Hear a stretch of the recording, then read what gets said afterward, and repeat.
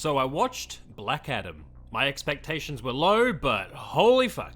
I knew this wasn't going to be good from the start, and boy was I right. I enjoyed the casting for most of the characters in this movie. I didn't think The Rock's performance was too bad as far as his performances go, and they try and make Black Adam seem so cool by having him walk away from an explosion and not look at it. A movie trope that I thought died a long time ago. Cool guys don't look at explosions.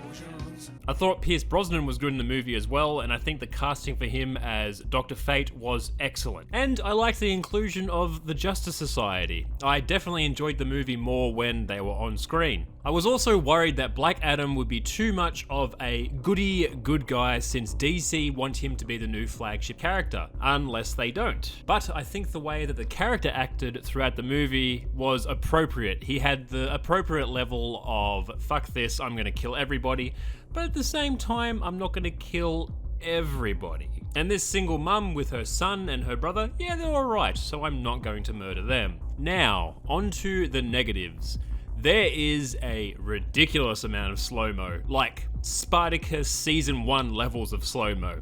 I'm convinced that if all of the slow-mo in the movie was removed, it would go for about an hour, if that. There's nothing groundbreaking about the performances, but boy, there were some bad ones. This is also one of the most tonally confused movies I've seen in a while. It still wants to keep that dark, DC brooding tone with musical action scenes that are very similar to Guardians of the Galaxy and other stuff that Marvel's trying to do. So you have those musical action scenes where Black Adam is murdering people. How fun! You can also clearly see that DC is trying to mimic the MCU formula instead of doing its own thing, and it's definitely not working.